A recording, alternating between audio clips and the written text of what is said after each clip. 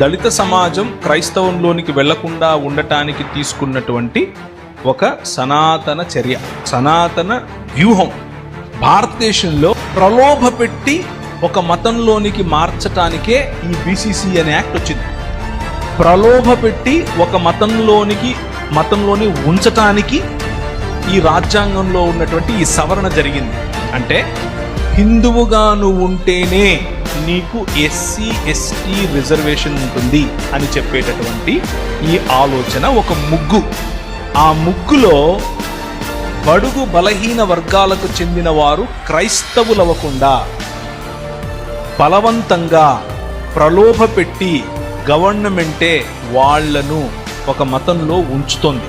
So రాజ్యాంగ వ్యతిరేకమైనటువంటి ఈ పనికి రాజ్యాంగంలోనే చోటు కల్పించిన రాజకీయాలను మార్చాలి.